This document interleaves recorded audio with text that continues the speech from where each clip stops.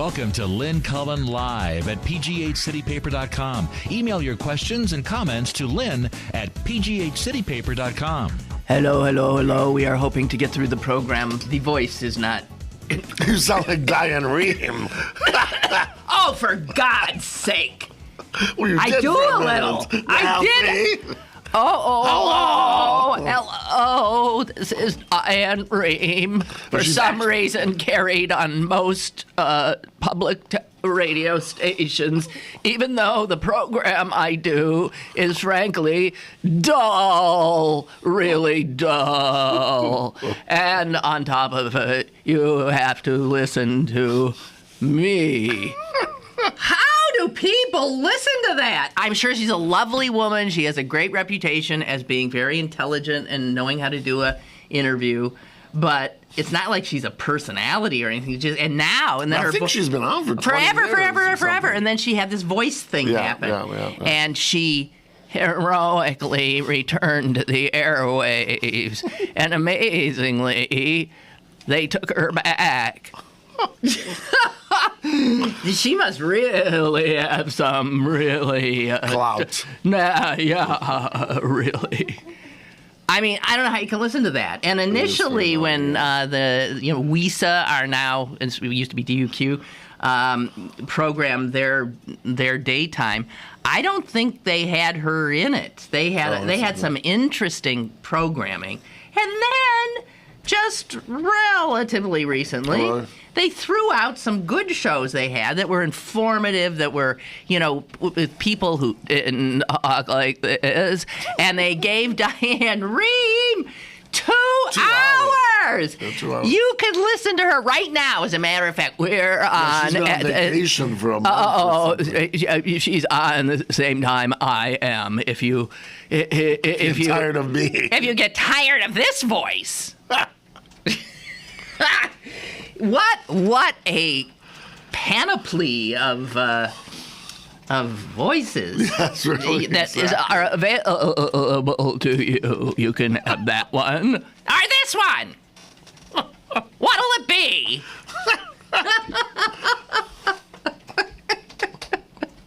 Did you ever think of doing voiceovers? No. For comic strips? You could be the talking chicken, the talking Jewish chicken. Pick a little, talk a little, pick a little, talk a little. Yeah. I love that song. Cheep, cheep, cheep. Talk a lot, make a little more. Okay, so anyway, I had a bad night. Are you surprised, listeners? I had a bad night. Jazz, as I told you yesterday, gave me this, and it seems relatively benign until you try to sleep. And you just cough. You cannot cough and sleep. I don't think. If you start coughing in your sleep, it invariably wakes you up. There's. Well, because it's stopping also your breathing, normal breathing, and that will. And I must say, I ain't feeling great. So there is some question as to whether or not we will have a program tomorrow. That, in part, is also because Christopher Potter has stood us up. Was there a reason given, Jess? I don't know what it is. No, he just said, Here today either. Sorry. And this after I gave his child a gift just the other day. Oh. I'm grateful, Kerr. I gave his kid the kind of gift I figure Potter would want me to give his kid. Now, what, pray tell, might that be? Flashcards. Flashcards? To learn alphabet and stuff. Oh, and pick like there's a dog and there's... and in fact, of course, being Potter's kid, he was way ahead of me. This is a kid, 2.5 years old, whose vocabulary includes words such as despicable. Really? Yes. And déjà vu. My God. I don't know quite if he comprehends it, but... Oh, does he use it appropriately? Yes, well, I don't know. It comes out in his You know, That's if you've got funny. verbal parents like he does. Sure. And of course, I was a verbal parent, but I was always being an idiot and talking down to my Oh, child. I see, right. Uh-huh. Oh, I didn't say deja vu, deja vu. I know where deja vu came up in this child's life. Yes. I think Potter had him at the grocery store, and they were going up and down aisles, and Potter, I guess, kept forgetting things, so they'd go back to the same aisle and start looking again, and I think maybe they ended up in an aisle 2 or 3 times, and I don't know if it was the child or Potter who said, "Isn't deja vu?" Well, then if he used it, then that is Well, the a comprehension. kid could not have come up with deja vu out of that. He's 2! No, but it will. Not even toilet trained, for God's sake. Oh, God. Well. Well. Okay, so It's fine. Just one quick thing. Some commercial, I can't remember what it's for, and it's the children commenting on very thing. And there's this one little kid who maybe he's 3, and this person is saying, "Oh, I like this. I don't like that." And this kid comes on, he says, "Disgusting." It's so cute because like just the way he says it more than just that word. Oh yeah, kids. They're so cute, especially if they're not yours. Yes, I would agree with No, that. this really is true. I mean, now yours are cute, but you know. Well, you know, when those kinds of little episodes are just so special. Yeah. Because most of anyone's already kid's life is dull, as ours are. But if you just pick the high moments, then you think, Right. oh my God, this is a Right. prized pupil and child. Well, anyway, of course, you know this is Tom Sokolowski, late of the Warhol Museum, which the paper tells us today Oh yes, I've heard about this. is enlarging in a way by they are going to have an annex in New York, although I don't think this has anything to do with the Warhol here. No, I think it does. Well, how come the head of the Warhol here, the guy who has your old job, declined to comment? Why would he decline to comment if a reporter called up and said, "Hey, I have heard no there's an idea. Andy Warhol annex opening up in..." He declined to comment? It sounds like he's not part of it. No, I He'd mean, have to be part of it. Huh? As from what I can tell. they Okay, are and you're part not of in it. you're not in the loop anymore. No, You're I'm a little like Diane No, no, no, no, Reid. no, I'm in the Only loop, you but didn't I- make a comeback, did you? No, you left and you stayed left. We're going to start getting calls from people who are disabled or maimed or. No, I'm in the loop, but I would rather Okay, not comment. I see. And so the director and the former director of the Warhol Museum refuse comment, which I, of course, find interesting. Some, Can I see that? Does it look you want to see it? Yeah. No. I've heard about this from New York, but Okay, so you hadn't seen it in today's paper. No. You can have it. You can keep it.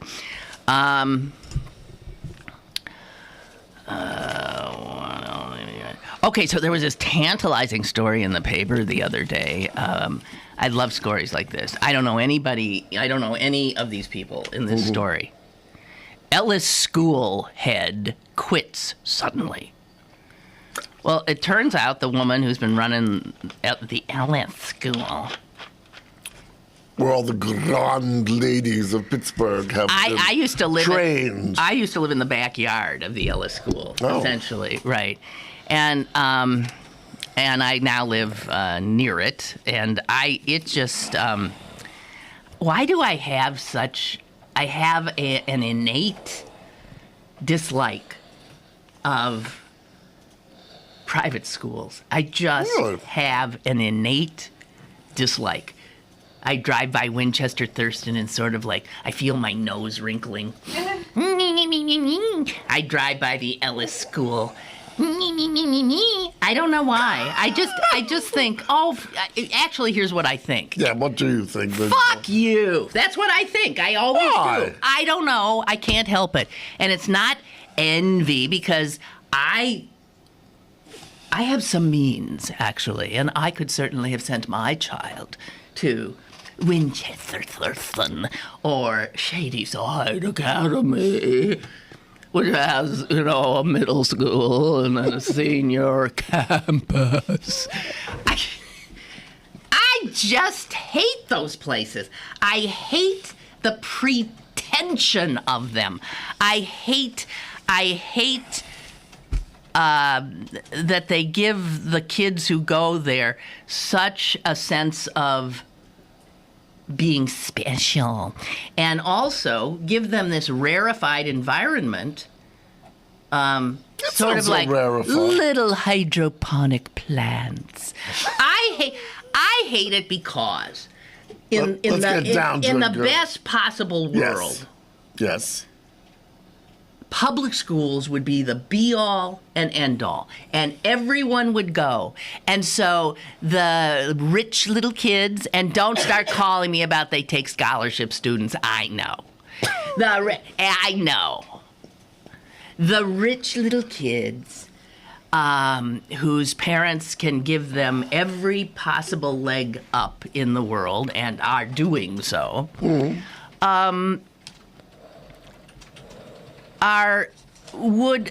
All of those kids would enrich a public school, and their parents, they would enrich a public school, and believe it or not, and here's what they don't know, they would be enriched by knowing, being with, engaging, becoming friends of kids who come from totally different environments. Kids who, don't have money, whose parents don't have money. It's any kind of self-segregation pisses me off. I don't know why it always has. It pisses me off. Sorry, that's the way I feel. So you would say that you would rather your child go to, and this is no disrespect to this, but excuse me. Oh, jeez. A community college rather than to Harvard? No, I don't see that as the same thing. Why? Harvard is very expensive and pretty elitist as opposed to CCAC. I'm talking about basic. I'm talking about children. I'm not talking about why college. Is that because different? Children's worldview is being formed. Their sense of themselves in relation to other people is being formed by their experience in elementary school and in middle school. And it's why I would never think of sending my kid to a religious school. It's either segregation based on religion or segregation based on socioeconomic status. I don't think segregation ever is a good idea. Ever is a good idea. Not for development. And what is education about? It's about development. And then if you tell me that, in fact, these schools, these Ellis's and Winchester Thurstons, give children such an amazing experience and such a great education, I would counter, well, isn't that nice? But why shouldn't every child? Well, of course. Well, yeah, of course. And one of the reasons the public schools have suffered is that those with means have abandoned them, seeing no sense that there's some kind of social contract. I mean, I made a decision. No, I understand, but I think you're with my child. I think you're being a little harsh. To go to a public school. I would never have let him go to one of those fancy dances. Fine. But I think you're being a little harsh and not you're not totally logical on this. No, it is emotional. And I understand what you're saying, but I mean, the reason I'm going to say what I said, I'm going to say what I'm about to say, is that for last 2 years, I've done a little bit of teaching at Winchester Thurston. No, wait. See, they can bring in Thomas. No, I volunteered. They didn't bring in. All right. And I found the kids not at all to be pissants. I found them to be down to earth. They have more scholarship students than you might imagine. And I found from the number of schools that I've dealt with, over the years, doing various things with museums and other places I've worked, a kind of camaraderie with these kids and not, pushing and bullying and all that. Okay. I should say, I know lots of great kids who have, in fact, graduated from one of these establishments. I know many of their parents, Right. fine people. It's just, it is my visceral reaction. But I would say to you, to and rich not to kids' be personal, schools. you live in a very nice home, in a very nice neighborhood. I mean, I don't see you living in Homewood. So you've chosen to be comfortable for yourself and your child. And so that's self-selection, isn't it? Mm-hmm. Well, is the school... No, because I guess the thing is, when people say, because I want to get on something connected to this that's been in the papers, in our lives, we self-select every day. That's right. And some of it is, you can be hoity-toity about it. I want to live in the best, gated community. But maybe I want to be safe, and I want my child to be safe. Yeah. And also we are very tribal. But there again is that sense that I want my child to be safe. Like your child isn't safe if your child goes to a public Well, in school. some public schools, they're not. Well, I imagine there's some private schools where that's true, Well, too. You can get but I killed don't in a think the private people school. are carrying. Oh, no, because they don't let those people in. Oh, stop. The other Stop. thing they don't do is they don't let in kids who have, even these richer schools, if a kid has like a real disability, needs special kind of care in terms of vision, or they are not, and I know this from personal, they are not inclined to take the really? child. I know a child that they gave a lot of trouble to Really? getting in. Brilliant kid,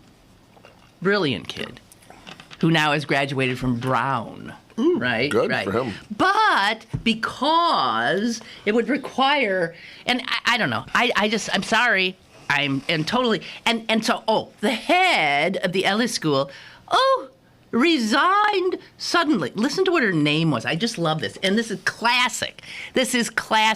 It's not Muffy, it's not Buffy, but it's exactly the kind of thing you'd think it was.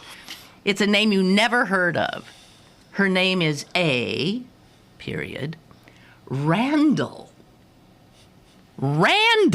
People have names like that. Man. You're being such a 60s Randol. Wisconsin liberal. A. Randall Benedict. No relation to the Pope. Because I'm sure she's a wasp. A. Randall. Oh, call me Randy, as it turns out. Randy. Who's been canned Randy. Oh, she resigned. Effective immediately. To what? Tom, you haven't seen the article? Pursue independent projects. Pursue other interests. Other interests. Oh, yes, right. The school, of course, would not elaborate. And, I mean, what's amazing is that she, poof, bang, gone like that. Like, bang. And that always begs the question. Where's that you the never... smoking gun? What happened? What a Randall Benedict do? Maybe she came in with a tattoo, a visible tattoo. I cannot imagine. The spirit of Diane Rehm has invaded this entire program. You are channeling Diane Rehm. Yeah, right. Okay, I'll stop. Okay, so we all have our little prejudices. I think yours is a little. Yours is like a big 800-pound gorilla prejudice. Eat the rich, that's what I say. Eats the rich? I know.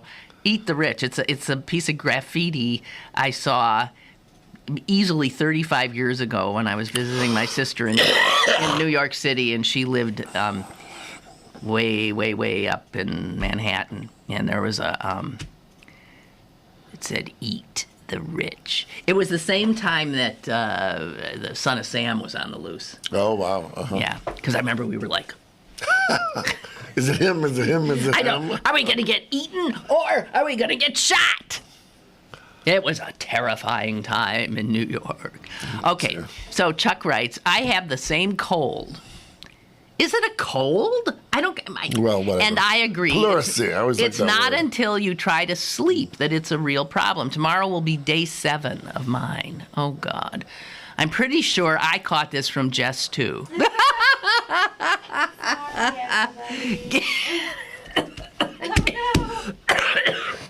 Give the kid. And she spits all over me. All right. Hey, and welcome. Stop it! Stop it! To the cough hour. Okay, I'll stop. Maybe. All right. No, I doubt it. Today, Lynn is like with those, when you have a flat and the car goes like pa-ta-pa, pa-ta-pa, pa-ta-pa. That's what you're like today. But, yeah, that bump every time that wheel turns. well, I'm sorry. This is what happens when I'm deprived of sleep, and I didn't add my cat pukes on the bed in the middle of the night. Maybe the cat gave you some disease. Oh, God. And then I got out of my bed, and there's another pile of puke right there that I missed stepping in by, I cannot tell you how close that was. That's such a lovely feeling, isn't it? Oh, God, yeah. Oh, mush. It's preferable, though, to stepping on a slug in your bare feet. Oh, yeah, that is particularly. You had a slug in your house? Oh, no. But sometimes the I'm barefoot a lot, and so I walk out and occasionally. See, that's why she never could get into the Ellis school, because she's barefoot. And A. Randall Benedict is never barefoot. And the other reason I can't stand those schools, have you ever tried to drive down Morewood when Winchester, or Ellsworth, when Winchester Thurston, the little darlings, are getting out? And their parents. Oh, Lynn. What? You can't. The whole place is gridlocked. Well, have you seen Kappa or any school when they let out? Let me tell you. Hundreds of kids are coming out. If they're so rich, why don't they have a helioport on the... Lynn. A heliport. Heliport. Yes. H-E-L-L. Next to their lacrosse field. They could really...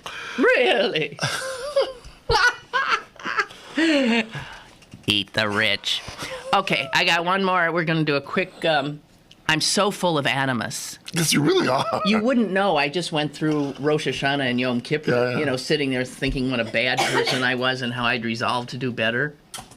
And I'm this nasty. Well, really coming right God out. saying, phony. No, I'm not being phony. I'm not pretending to be penitent.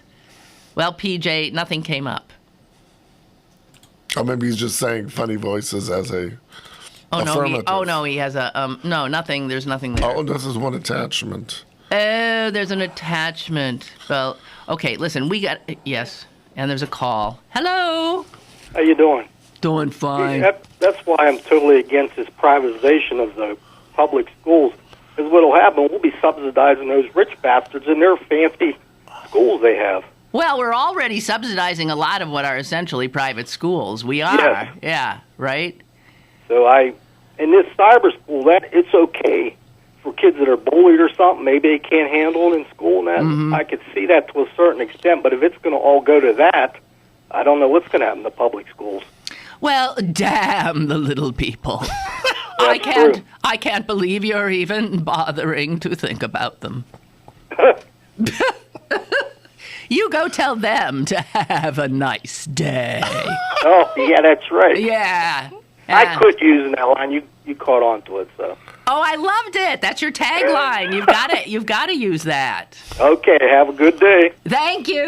Bye. And it's interesting. On the serious side of this, aside from lacrosse and A. Randall Benedict, this sounds like a character in one of these 1920s plays, Yes. But anyway, there's been this woman. Have you ever heard of a woman by the name of Diane Ravitch? Oh, sure. Yeah. We were talking about her yesterday. Oh, so you've talked to her, but that's her point that she's bringing up that exactly right. The schools are on the upswing, not a tremendous one, but they're on an upswing, and she's very much against all of this stuff that bleeds them. Right.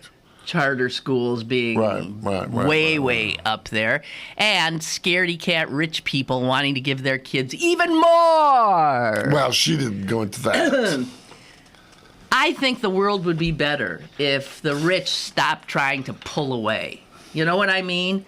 The world rich people would be better if you came back and engaged it. You can still live in your nice houses and your nice neighborhoods, but stop sealing yourself and your little darlings off from all these other wondrous darlings that don't have their advantages. It's disgusting to me. There, I've said it. Good, and a gnuggapished. Gnuggapished. Enough already. Oh, enough already. Let's take a break. More is on the way with Lynn Cullen Live. This is Les Ludwig, an independent candidate for mayor of the city of Pittsburgh. I ask for your vote on November 5th, and here's why. Some candidates play politics. I stand for a secure position in regards to fracking, one that's based on my background as a food technologist and opportunities that were presented in my lifetime in the dairy industry when I was a food chemist for the United States Army in Washington, D.C., and the dairy products literally stunk. Someone had to go ahead and take a stand. I did the chemistry, and I stood tall. What are we doing here with fracking? We have a fight between money and public safety. No one has defined clearly where the danger level is in the distance from the wells. Until we take the moratorium for 3 years and find out what that answer is, I have to stand on the side of public health, not on the side of $500 million of money. It's a mistake, because when we poison our water, we literally sentence ourselves to big trouble. I ask you for your vote and the question of standing tall when it comes to making a decision about fracking. Let's keep Allegheny County and its citizens safe. I thank you. Does your furnace and air conditioning run nonstop?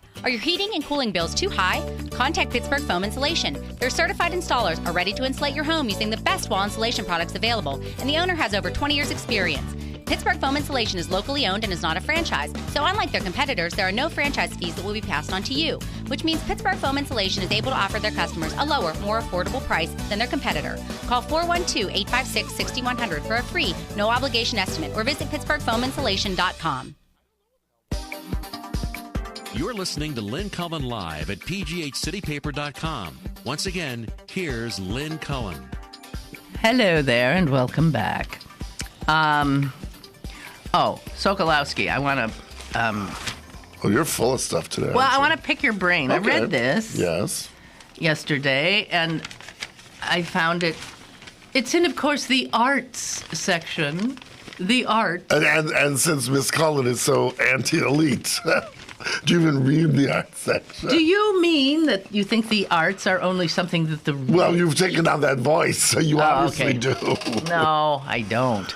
Anywai, this... What was, I don't remember, what was that character? Joby Gillis, Mrs. Throckmorton, something the third? I guess. She had that voice. Anyway, yes, well. Okay, so this is about a symphony that that had its first New York... premiere? It's New York premiere. Mm-hmm. You said premiere? What was it? Premiere, yeah. Okay, premiere. That's what I say. Wisconsin premiere. Yes, it's New York premiere last night, I believe. This was written prior to that, so I don't know how the thing went. But this is a very difficult symphony to perform because it is called the Monotone Symphony. And it is a symphony that was written by an artist who was known for his monochromatic paintings. So one of those paintings where, you see a big block of black and you say to yourself, "That's art? My 3-year-old can do that." Right? Some people say that, yes. Yes, okay. And... Well, who was the artist? Yves Klein. Oh, yes, of course. French? Yes. A Frenchman. Very important artist. Oh, really? A very important artist? Yes. Okay, did you know he dabbled in music? I didn't. Okay, well, this is fascinating. So this Yves Klein, who, by the way, is long gone. He died in the early 70s, I believe. No, he died. Oh, my God. At the age of 34 in 1962. Yeah, I knew 62. Heart attack. Oh, I didn't think he was that young. I thought he was a little older than that. But... no. So anyway, he had this idea of a musical performance that would engender the same kind of reaction or be the same as his paintings. So he came up with the Monotone Symphony, which consists of a full orchestra playing a D major chord for 20 minutes. So in other words, you've got, I'll get the exact, 10 cellists, 10 violinists, 3 bassists, 3 flutists, 3 oboists, 3 French horns, and an entire chorus of human voices to produce this one basic D major chord. However, they have to maintain that sound with no vibrato or variation. They have to breathe and bow in such a way as to create a sound with absolutely Seamless. No audible breaks and no little zzz. Which is very hard. Very hard to do. Okay, for 20 minutes. Just imagine as an individual just voice, speaking, yeah, a right. singer holding that. And then at the end of the 20 minutes, the Monotone Symphony goes on. It's only halfway through when they end the chord. Oh, The next 20 minutes, they sit frozen. Absolute silence. Now, you could argue, that's a symphony? I could have written that symphony, right? But you didn't. But I didn't. And it was... Nor did anyone else. Well, it is a symphony then of monotony and silence, perhaps boredom and discomfort. The performers that were doing it last night were preparing themselves mentally over the last few weeks because to play one note in an intense and continuous way for an unreasonable amount of time, and then to remain quiet and motionless for 20 a minutes. really long period of time And while everyone's looking at you. is very And both audience. Here's what I wanted to know. So if you're in the audience and they do this, Yes. I can't imagine that as a member of the audience, I wouldn't be frozen too. Oh, sure. Fearful of making a sound. Right. Fearful of making a sound. Well, it's very funny. Someone was saying the other day, and this is analogous, about how, how many times in one's life does this happen? Oh, let's have a moment of silence for our beloved Harriet. And, everyone puts their head down. Yeah. And then everyone starts looking up like, when's it going to Because, when you think, let's be quiet for 15 seconds. Well, I've done interminable. that. No, I've done that on the show before. You want to try? We'll do 15. Okay, guys? Here, we're going to do, you tell us when to start. Start.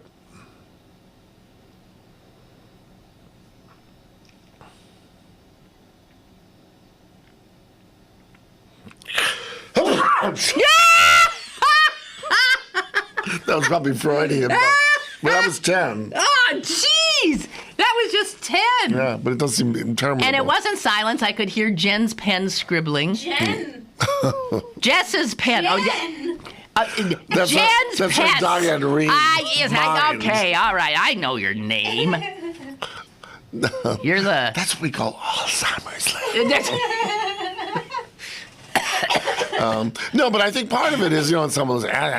Well, number one... Think about that 20 minutes. As you read very, very adeptly, that to create that sound, anyone who's even tried to do a violin sound with a bow once... Wow. No. And then you push it back. So Yeah. Or breath. And then you start to think about what is speech and how can you use, like when someone says, and the pain she felt. The pain, those pregnant pauses can be very dramatic. And I think here he's reducing it not to simple ditties or melodies, but to like a monolithic sound and then monolithic silence. Well, I would argue that when he wrote this, which was in the 50s, the world was not as noisy in many ways as it is now, or people were not as incapable of sitting in silence. Well, because with iPods on the street. And, with radios, TVs blaring, blah, blah, blah, this and that, things in your ear, blah, blah. So back then, it wasn't even as much of a challenge, it would seem. But without a doubt, the few people who have ever heard this thing done, and this, I guess it was done at a church in Paris. There were actually 4 performances in 2007, and the people who put it on said really only one of them worked. So it's really hard to pull off. And the one that worked, he said, it was so amazing. Listen to what happened during it. The door of the church was open, and a pigeon came in and sat where everyone could see him. During the 20-minute silence, that pigeon did not move at all. It was incredible. And then, when the silence ended, it left. I would say that was the spirit of Mr. Klein. Yeah. So, where I sometimes have trouble, a lot of things, what is art? Oh, that's art. You got to be kidding. And when I first saw this, some idiot does 20 minutes on one note and then 20 minutes where everybody sits quiet, and that's called a symphony.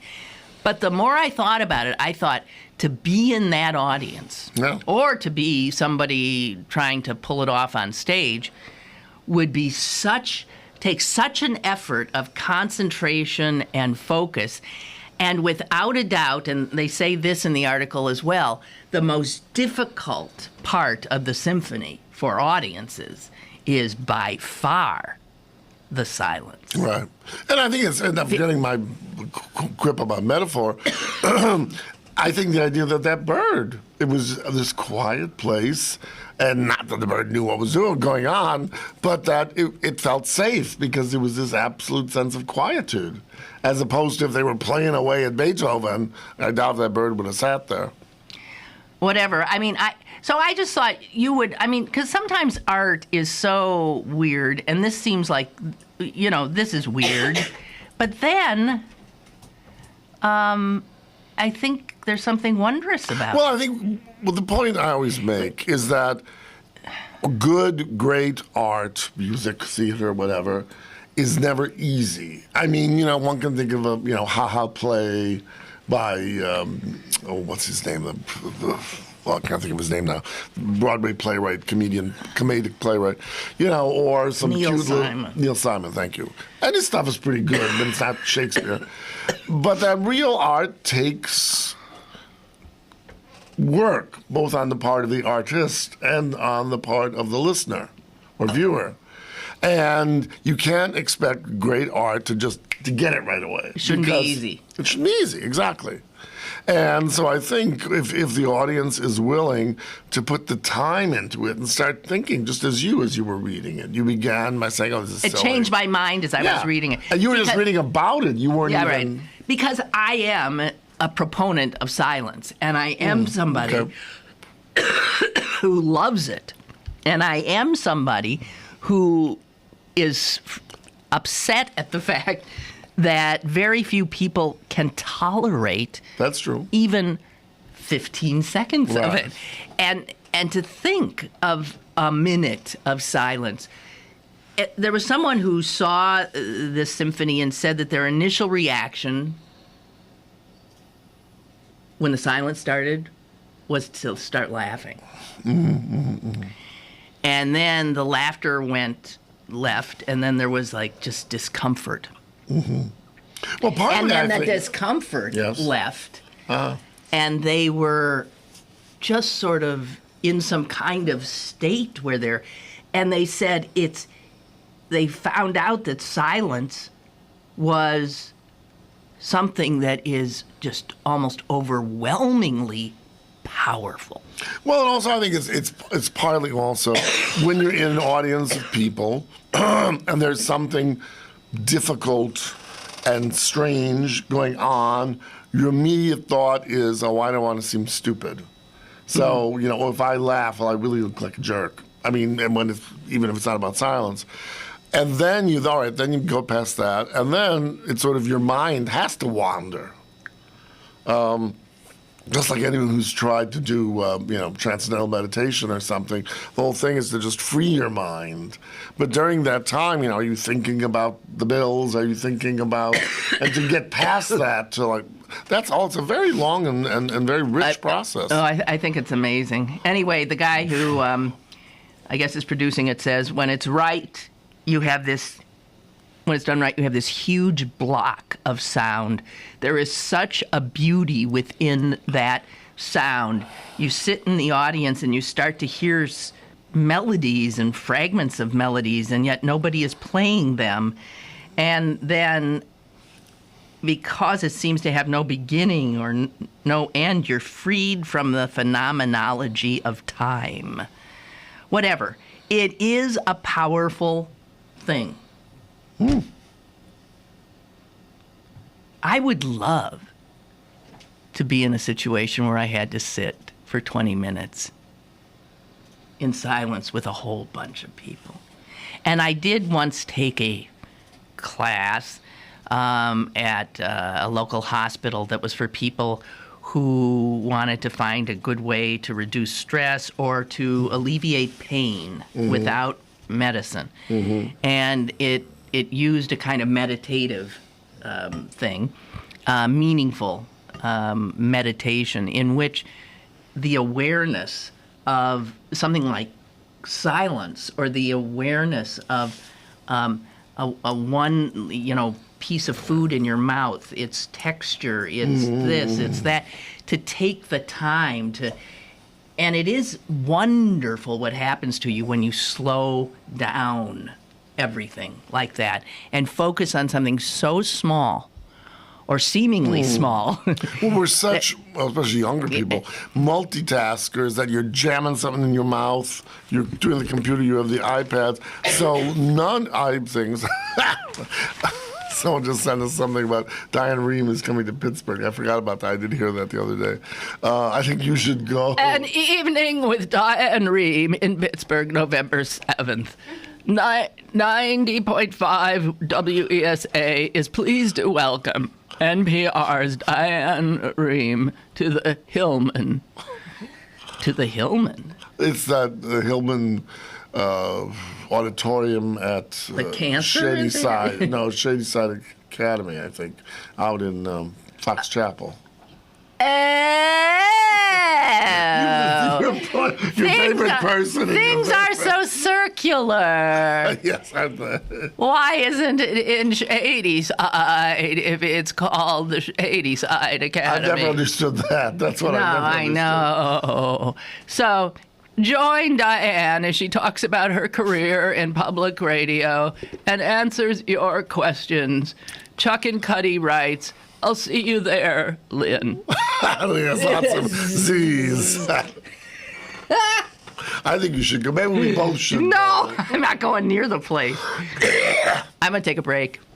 I am. And I'm going to sit in silence. Stick around for more with Lynn Cullen live after this.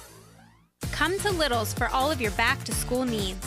Little's has everything for all ages to stay in style for this upcoming school season. Check out the large selection from Doc Marten, Steve Madden, UGG, Clarks, Lely Kelly, New Balance, and much, much more. Don't forget to come visit this season's colorful handbag selection as well. Little Shoes, Pittsburgh's largest family shoe store, 5850 Forbes Avenue in Squirrel Hill. Go to bergbargains.com for great deals on gift cards from your favorite local restaurants, bars, museums, attractions, and shows. This week, 50% off tickets to the City Theater's Tony Award-winning play, Vanya and Sonia, and Masha and Spike. Supplies are limited. Bergbargains.com, Pittsburgh's best bargains. Bergbargains.com. I didn't know about chronic obstructive pulmonary disease until I took the wheel and lent my support to Drive for COPD. Help Americans take action against this leading cause of death by logging on to driveforcopd.org to learn more. I'm Nancy Cartwright, the voice of Bart Simpson, and I drive for COPD.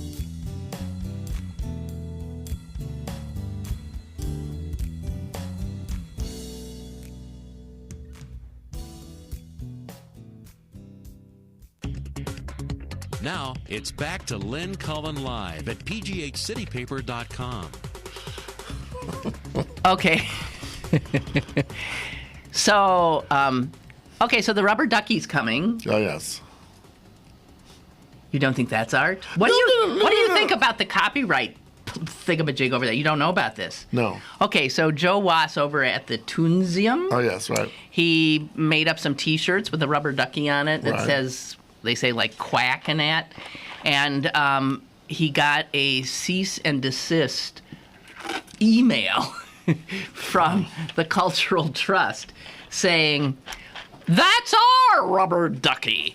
And it's the artist's rubber ducky. Well, it's the artist's rubber ducky. I don't know if it's a Well, but the trust, artist, we were talking about this yesterday. The fact of the matter is the artist appropriated the rubber ducky. It wasn't his rubber ducky. No, he even those admits duckies he copied it right off Right. So, and of course, the trust is intending to sell rubber ducky merchandise. So they, and well, either someone that's owns ridiculous. it, or you can't own. Yes, you can. You can own the 14-story high rubber ducky. No, well. Wait a minute. Well, then. So what happened? Did Heinz threaten to sue Andy Warhol? Campbell's? Oh, yeah. I know we have a letter in the archive. They have a letter in the archives from Coca-Cola that cease and desist, and one from Campbell's. I don't know about Heinz. Maybe Heinz didn't just because it was Pittsburgh. But, okay, well. Oh, yeah, they did. Did that go to court? Well, because at that point, what did he do? In terms of, there was one photograph, I know, that he gave the person a painting. Ha! Which at the time, but now if that person kept it, it would be worth a lot of money. But no, what I was going to say about the duck is, someone originally designed that little duck, the kind, children have in their bathtubs. And now whether that was copyrighted, then... But that image is so... The fact but that's Mickey Mouse is ubiquitous. But if Disney keeps renewing the copyright for it, yeah. But Andy Warhol did appropriate other. Well, the thing, brands. Wait. But the thing is, the one thing I know, and I've done a lot with this because of the Warhol Museum. If there are, I think it's something like 3 or 4 appreciable changes, you can then say you are not, because one thing that our law provides is the opportunity for satire and critique. That's what Wass said. He said, I'm a cartoonist. I parody things. Well, parody. You can't tell me what to parody. Parody. Yeah. Well, yes. Well, no. He's right in terms of if he did a cartoon, if he's selling the T-shirts, that's something else again. Well. He's selling the T-shirts. Well. Anyway. You said it, oh queen, not I. Yes. PJ writes, "Eat the Rich" is derived from a J.J. Rousseau quote. "When the people have nothing else to eat, they will eat the rich." Yuck. Back in the day when Rousseau wrote that, eating the rich would have been, quite a sumptuous meal because the rich were, were plump. Fatter than the poor. Yes. And nowadays, of course, the rich are these frighteningly looking skinny people with, bony shoulders and stuff. What did Tom Wolfe call them? Social X-rays. Yeah, really. Oh, they're so disgusting looking. So I love it when the New York Times has on Sundays, it has, pictures of all the grand galas. It's sort of like their scene column and all the women. And my God, yes, it's like skeletons on parade. Well, I remember Tom Wolfe referred to them. He said either the women of, getting back to elitism, but they were either social X-rays, or if they were the second wives, they were lemon tarts. Okay. Because they all had blonde hair. Yeah. I remember back in the 80s, there was a restaurant I don't even know it's there anymore. But on the Upper East Side, I think it was 3rd Lexington Avenue and 80-something, it was called Mortimer's. And it was, like a restaurant that served all these things. But it was like, if you went in there at lunch, Mrs. Onassis would be at one table. I was like, that's where everyone went. Talk about, gathering their little shtetl. And they would come in, and I was there a few times. They would come in and not eat. Well, not eat, but they would say, "Oh, Maurice," or whoever was the maitre d'. Maitre d'. "Oh, could you make me that special little salad?" It was always something not on the menu. Of course. So it would basically be spinach salad. That's right. With one prune or yes. something. Oh, that lovely salad that I love. That I love so much. The one with 3 dandelion greens and a reduction of cow piss. With a little bit of Chanel number 5. But lemon tarts and social x-rays. Right. No, I was walking by the Duquesne Club yesterday, and I also really on this. Yeah, and I also had a. Did you want to break winds? Yeah, I did. I walked by, and I sort of saw through a window this sort of fustiness of it, and it is fusty. Yes. I was there really I've been there a few times, but to eat actually on the first floor in the members' dining room. That just happened for the first time last year, and I, looked around and I thought, yuck. I mean, yuck. This place is yuck. It's when I thought of all the, those bugs that live in mattresses. Oh yeah, what are they called? Bed bugs. No. They're kind of mites. Oh, mites. Oh, yeah, dust mites. Yeah. Dust mites. I kept thinking, the dust mite population in this place would be, so if you have an allergy to dust mites, that is the last place you want to be. All this sort of old, shabby, upholstered furnishings, everything dark, and of course, the rich, for some reason, love oil paintings of riding to the hounds. Right? How many are there? People on horses in silly-looking outfits riding to the hounds. And they're all over the place. And then this fuss, and then dust mite universes. And I'm thinking, so I did. I walked by there and I'm thinking, I can't help it. I walk by and I think, screw you. I do. It's in my head. I don't know why I'm so... and I'm from... You're a person of the people, that's why. No, I think, and I am from a family of some means, so I certainly have known the rich. You don't know the hood. You don't know the hood. I've been there, done that. Oh, yes, I. Mm-hmm. And all I ever want to do is get the hell out. I just... In her living room, there was a huge safe for her tiaras and your... Oh, yeah, right. Oh, God almighty. Ugh. Oh, yes, your betters. Yeah. That was almost a Potter laugh, wasn't it? We're imitating people today, I tell you.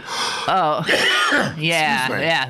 It sounds like cancer. And welcome to the geriatric show, in which we talk and attempt to remember the names of people and restaurants and movies and books. And decry the rich. And decry the rich. Okay, Jess is shaking her head. That's a bad sign. I should cease and desist immediately. I think you should call up Diane Rehm and have her listen in. No, seriously, tune her in right now and then come back and tell me if I'm not dead on. Oh, she's been on vacation for a month or something. Oh, she's resting the pipes so that she can come back sounding as good as she always does. Sorry, it's not. I'm sorry. I am so going to hell. so going to hell. Do you know? She also likes to laugh when cripples fall. I know, it's horrible. You know, I always read the obits, and I cannot tell you how many times it says in the obits for just, ordinary people that they never said a bad word about anybody. Oh, I don't remember reading that so often. Oh, really? yes. So-and-so would never say a bad word about anybody. And I'm thinking, oh, my God. What a bore. Can you imagine? I remember the daughter of, she was still alive in the 60s, but Teddy Roosevelt, Alice. Oh, Alice Roosevelt Longworth. Her great phrase was, she was if you have wonderful. anything bad to say about it, sit next to me. Sit next to me, right? I've always Come here. I know. Yeah. She was funny. She was a riot. Yeah. Obituaries are so ridiculous. I remember when I was trying to write my mother's ad for the newspaper. And one thing, I didn't do, and someone chastised me for it, but, you say, beloved sister of Merle and Phyllis and George and Harry, and there's 16, why do you have to list all these stupid family members? Hey.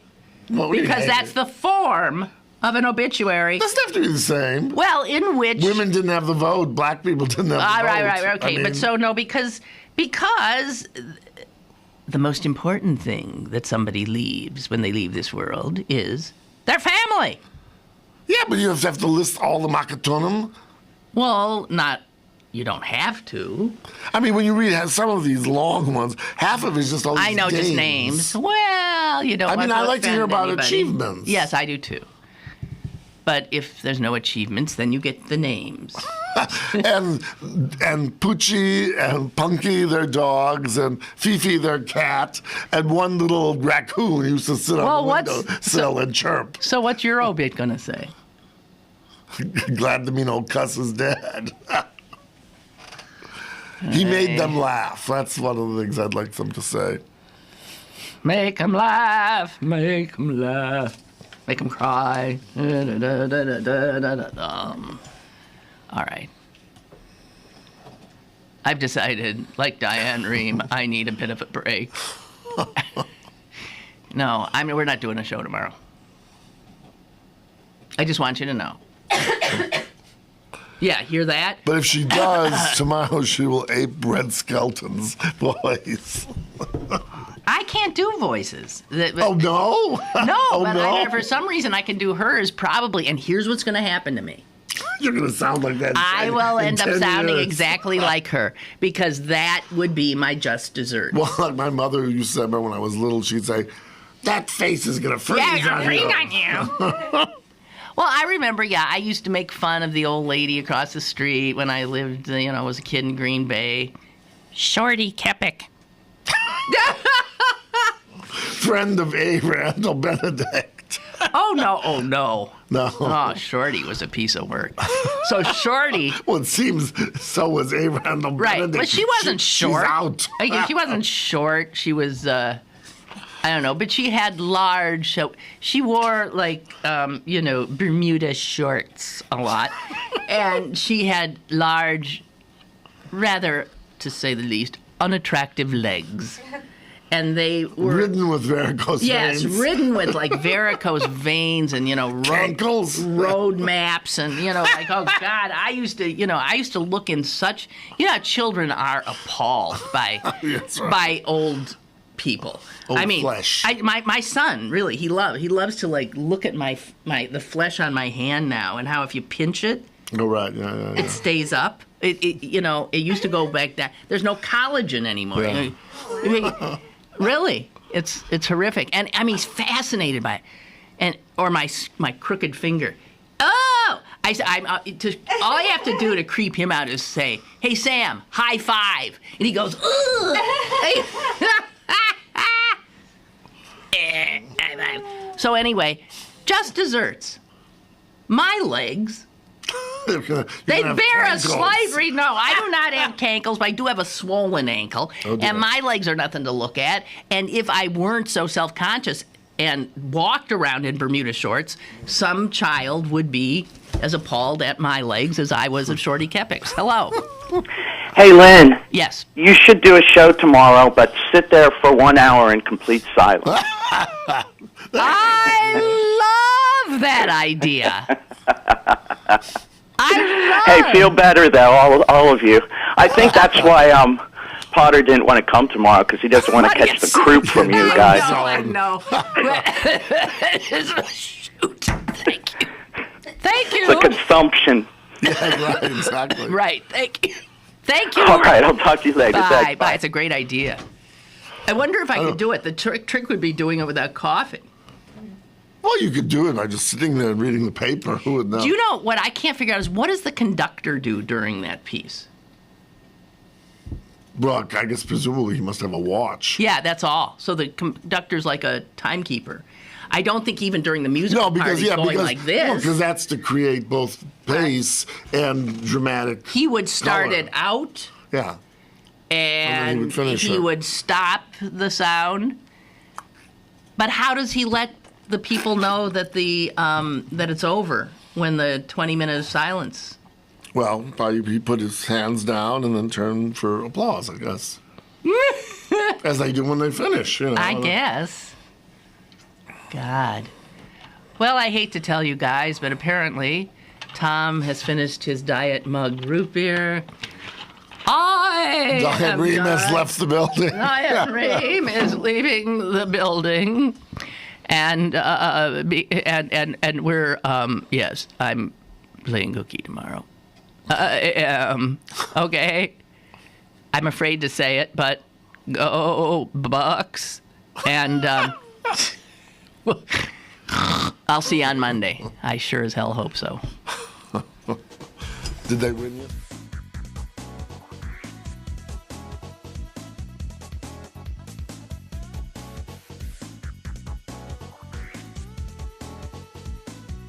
Lynn Cullen Live, Monday through Friday from 10 a.m. to 11 a.m. and archived at pghcitypaper.com. The opinions expressed on Lynn Cullen Live are those of the host and do not necessarily reflect the viewpoints of Pittsburgh City Paper, Steel City Media, and its advertisers.